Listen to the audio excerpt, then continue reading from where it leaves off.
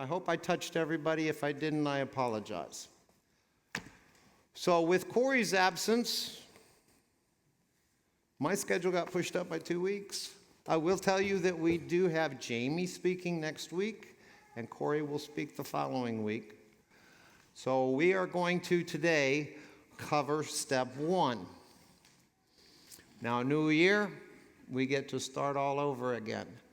And this is by far one of the greatest steps we can take in changing our lives completely.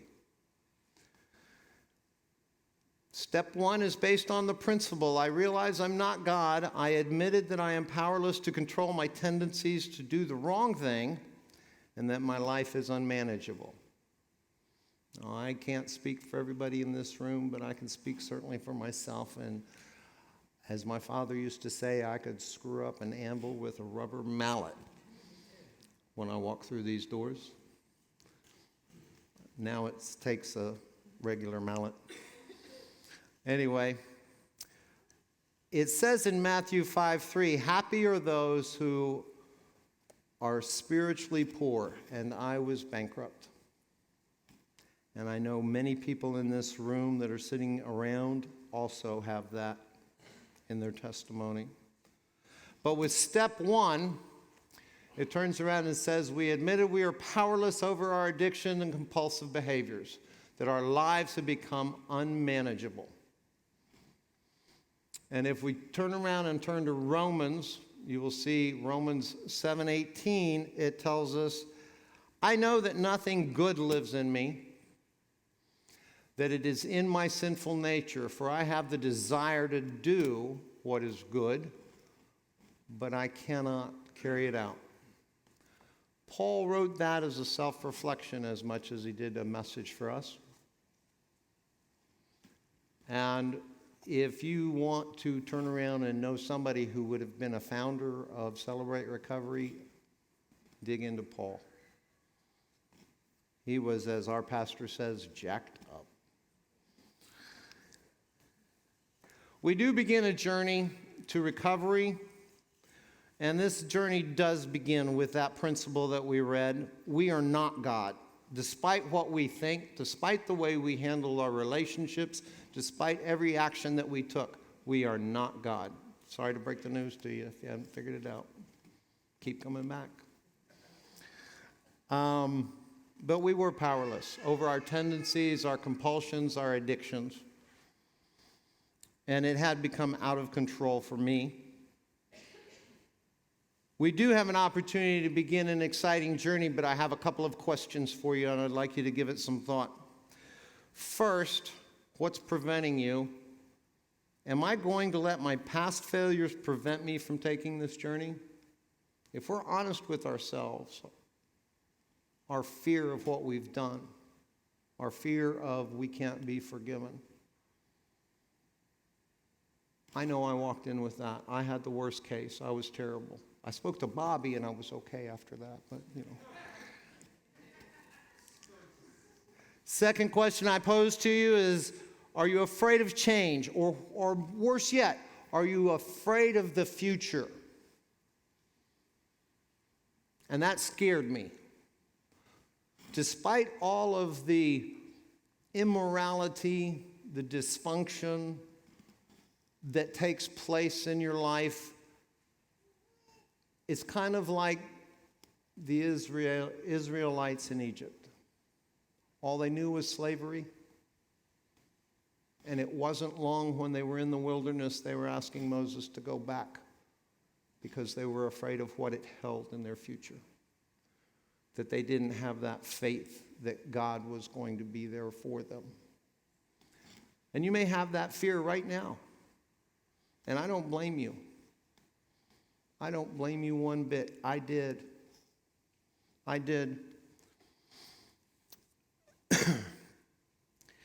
Hebrews, Paul tells us in Hebrews 12:1, since we have such a huge crowd of men of faith watching us from the grandstands, let us strip off anything that slows us down or holds us back. And especially those sins that wrap themselves so tightly around our ankles and our feet that it trips us up and lets us not pursue this. Let us run with patience the particular race that God has set before us. That's right. I had to turn around and read that twice. There's two things that stand out to me. First, God's got a race for you. Paul turns around and tells him, God tells him his race is done. Jesus on the cross says it is done. God has a purpose for you. If you've hung around these doors, you will turn around and often see wrapped around somebody's wrist, and this is one I carry all with me all the time. I have a purpose. My purpose may be no more than to turn around and say hello to you at the door, or grind the coffee beans to make the coffee, but I have a purpose today, and that is to serve his kingdom however he sees fit. The second thing that stood out when you read this is you got to be ready to get rid of that baggage. You've heard me speak of it before. I walked in here with 2 big pockets full of stupid, and it took a while for me to empty them. Because there were things that I had done, that I had nurtured, that I had weaned, and I had fertilized and grown. And it was, you want me to give that up? No. God's patient. We're patient here too. It's okay. You don't have to do all of that tonight. But you do need to turn around and recognize that you aren't God.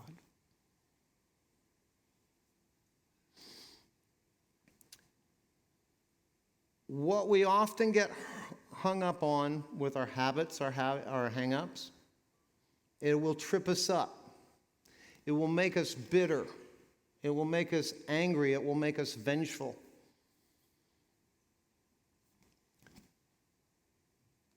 Maybe somebody did something to you. Maybe it was inappropriate for an adult to touch you that way as a child.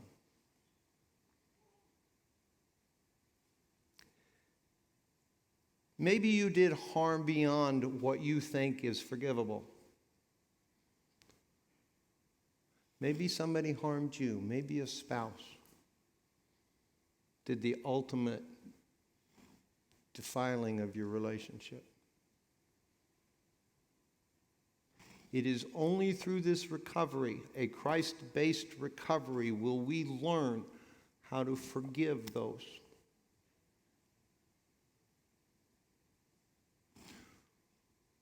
Part of my testimony consists of molestation. I was molested on 2 occasions. One by a caregiver, one by a family member. It took over 5 years in this room and in rooms like this that we have our small groups to let go of that. I see that relative on occasion. Instead of fear, I have sorrow. I have prayer that they turn around and find God, where I wanted God to strike them dead.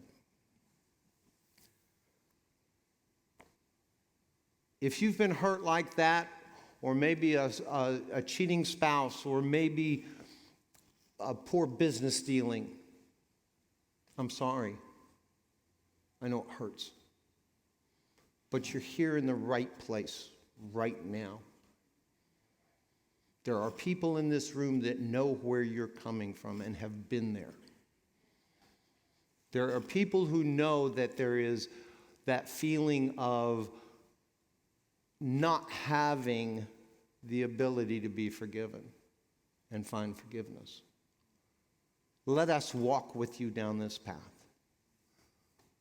Let us turn around and show you how through Christ and his sacrifice for all that has been done yesterday, today, and tomorrow, that you can forgive. We may be bound by guilt, and there is a miserable thing to be chained to. You can't look people in the eye. You have to think twice. Did I lie to them before? What was that lie? That's all relieved when you come in this room. There's nothing that will scare Bobby. He's heard it all. Actually, he's done it all. But we can turn around and do absolutely nothing but fail.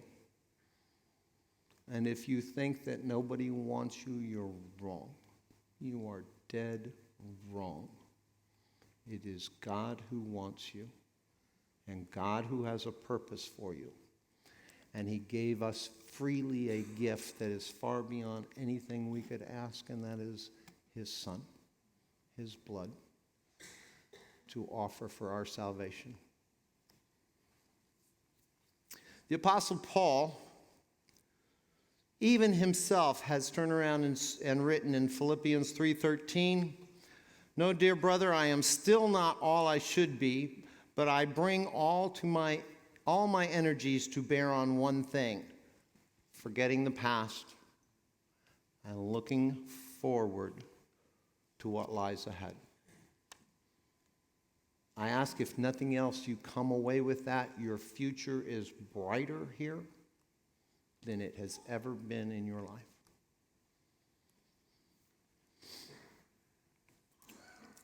Isaiah turns around and tells us, and I will tell you, you cannot forget the former things, but do not dwell in the past. We will ask you, if you hang around long enough, to drop your luggage off at the foot of the cross. That there is nothing that he already doesn't know. There is nothing that he doesn't know what you're going to do in the future. But he has already forgiven you for that. He has truly forgiven you for all your transgressions.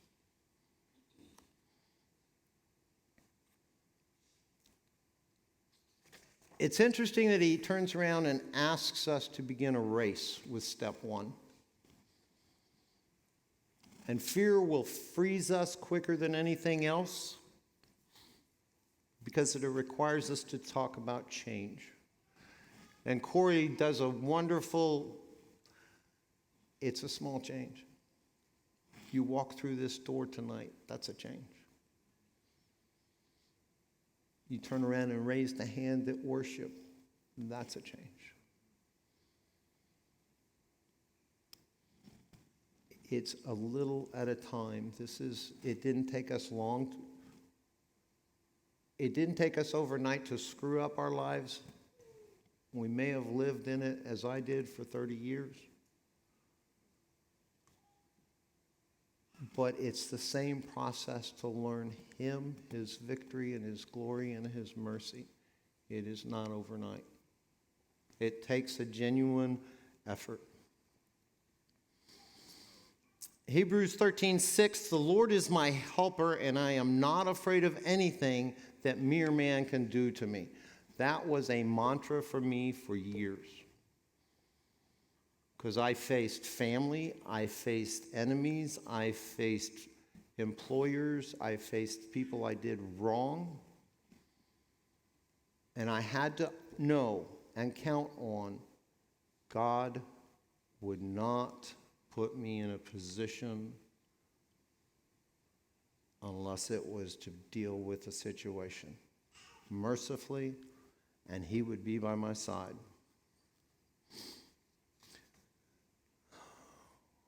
But what about my identity?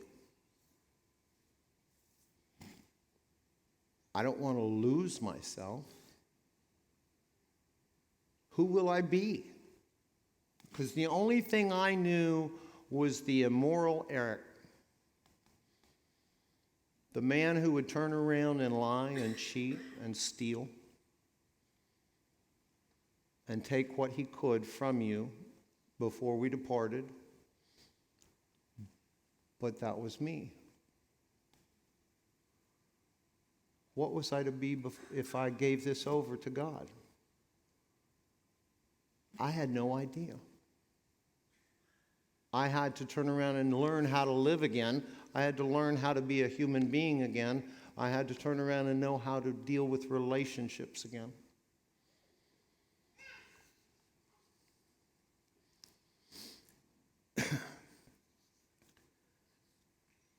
This may be extremely painful. It was for me. And we still want to resist change and the freedom that can come from it when we really work the program.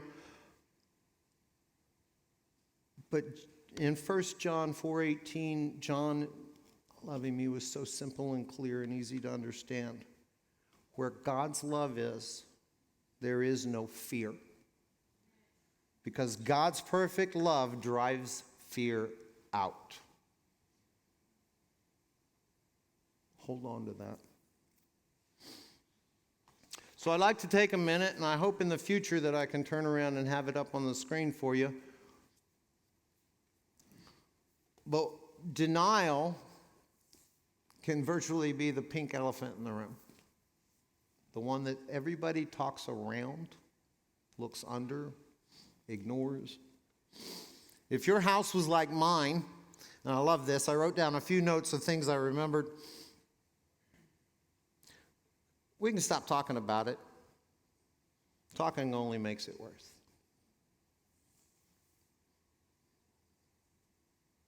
This one I like. This one I love. Honey, let's pretend that didn't happen. Or when I really got mad, if you didn't nag me all the time, then I wouldn't. Well, those are cornerstones of my denial. After shortly taking the first step, a friend of mine turned me to Jeremiah 6:14. And it clearly states, you can't heal a wound by saying it's not there.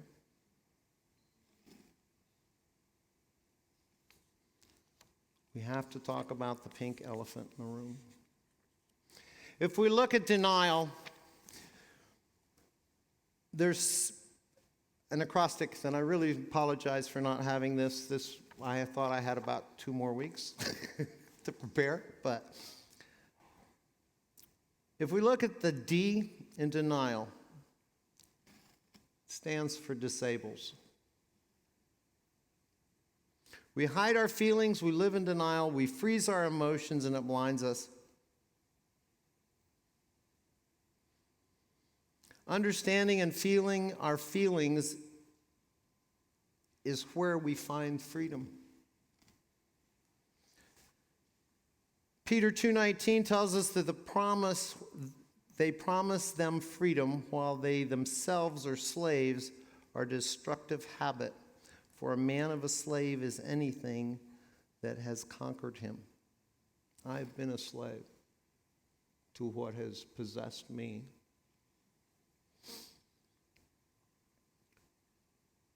The basic test of freedom is not what I feel, what I am free to do. It's what I'm free not to do. I personally am free not to take a drink.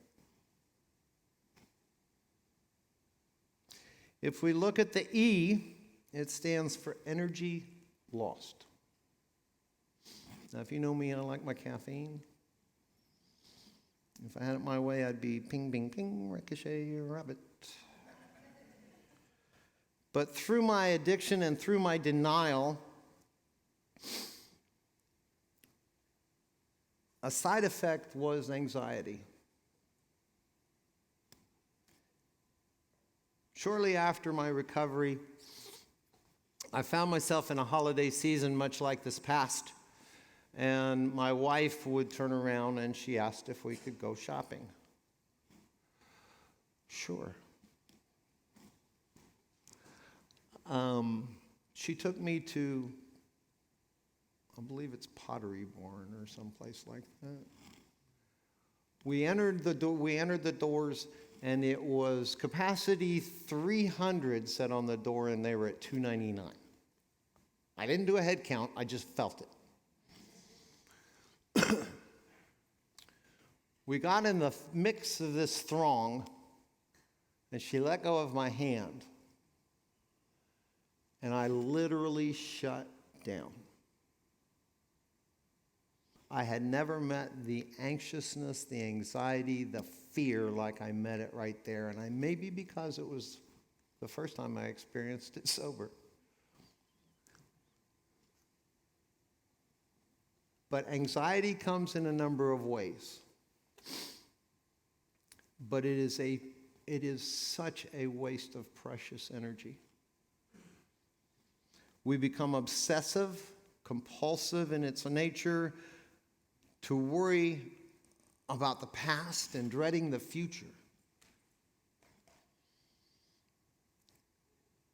If we can transfer the energy that it takes to maintain that denial into learning about God's truth and healing,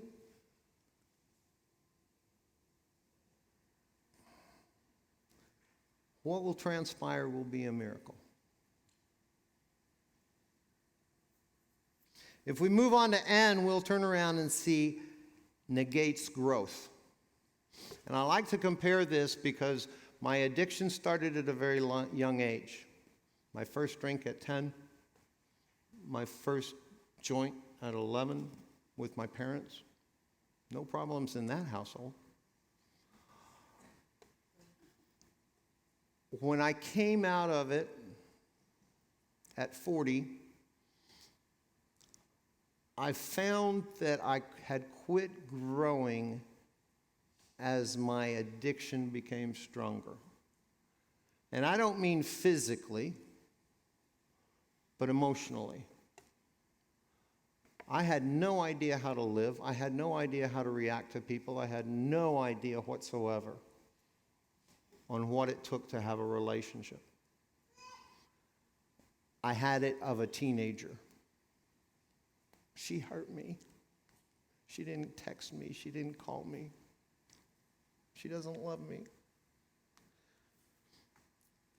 But we're stifled, and don't allow that to happen when we're in recovery. I is for isolation, and I will tell you, by the end of it, I drank alone. There was not enough in the room, in the house, in the bar for both of us. It wasn't quite enough for me.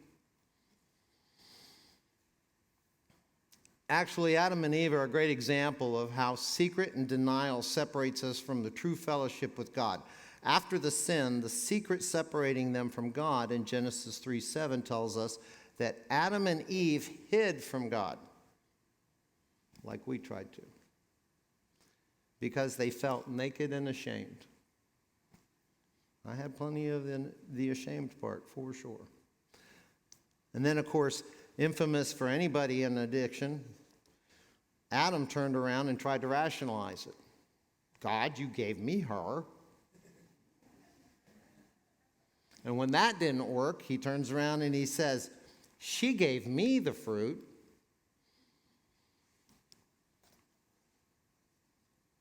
But our denial keeps us in the dark. And it keeps us from the fellowship with our Lord and Savior. Oh, goodness. If we look at the A, it's for alienates us from our relationship. I don't think I have to ask too many of you to understand that one. We sever our relationship to conceal our addiction, our hurts, our habits, our hang-ups. And if we listen to Ephesians, stop lying to each other. Tell the truth, for we are part of each other, and then when we lie to each other, we are hurting ourselves.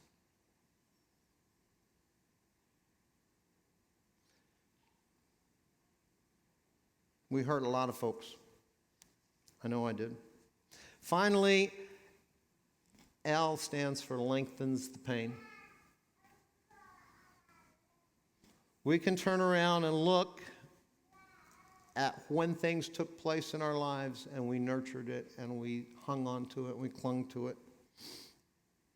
In reality, denying only allows our pain to fester and grow and turn into shame and guilt.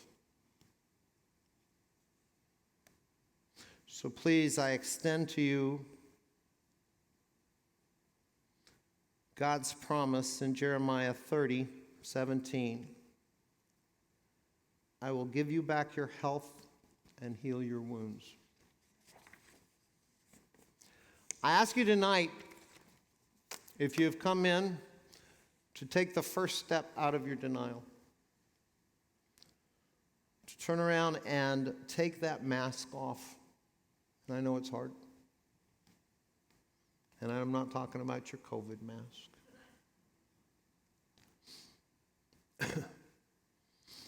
Everything about you shouts, don't do it. It's not safe. But it is safe here. We are here to help. And there are people who have walked this before.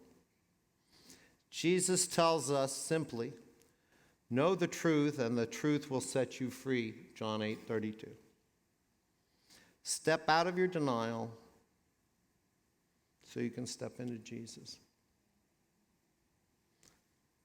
Folks, I thank you so much for this, the opportunity to begin this journey with me.